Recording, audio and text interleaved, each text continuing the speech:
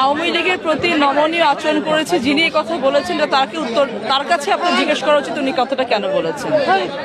আওয়ামী লীগের উপর নমনীয় আচরণ করার কোনো কারণ এখানে নেই।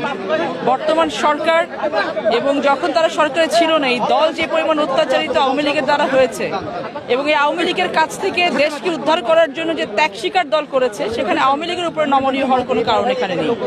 আমরা একটি গণতান্ত্রিক রাষ্ট্র কায়েম করতে চাচ্ছি এবং সেই জন্য কাজ করে যাচ্ছি।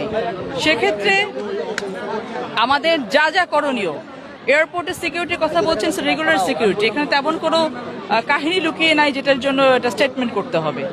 আর আমরা যারা এখানে কাজ করছি বর্তমানে, আপনি দেখেছেন যে গত পরশুদিন ইন্ডিয়া থেকে প্রেস কনফারেন্স করানোর চেষ্টা করা হয়েছে একটি মাফিয়া সরকারকে, পতিত সরকারকে, এবং বর্তমান সরকার যে স্টেটমেন্টটা দিয়েছে ফরেন মিনিস্ট্রির মধ্য দিয়ে, বাংলাদেশের ইতিহাসে এত শক্ত অবস্থান অন্য কোনো দেশের সরকার এগেনস্টে যারা অন্যায় করছে দেশের সাথে এবং বহু বছর ধরে অন্যায় করে এসছে, এরকম কোনো স্টেটমেন্ট দেওয়া হয়নি।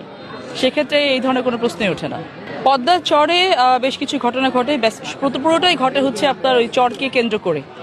তো সেখানে আইন শৃঙ্খলা রক্ষাকারী বাহিনীর সাথে সবসময় আমরা একটা ইন্টারাকশনে থাকি, তাদের সাথে কোঅর্ডিনেশনে থাকি। আমরা চেষ্টা করি এবং আমরা এখানে ডিক্লেয়ার দিয়েছি যে সেগুলো বন্ধ করা হবে এবং চর অঞ্চলটাকে আমরা এখন একটু ইকুইপড করতে চাচ্ছি বিভিন্ন প্রজেক্ট নিয়ে, যাতে ক্রাইমগুলো ওখানে না ঘটে। আর এটা তো বহু বছরের একটা ক্রাইম জোন, তো সেই জায়গাটা থেকে আমরা চাচ্ছি যে উত্তরণ ঘটাতে, এবং আইন শৃঙ্খলা রক্ষাকারী বাহিনী চেষ্টা করছে, এখনো নির্মূল করা সম্ভব হয়নি, হবে ইনশাআল্লাহ।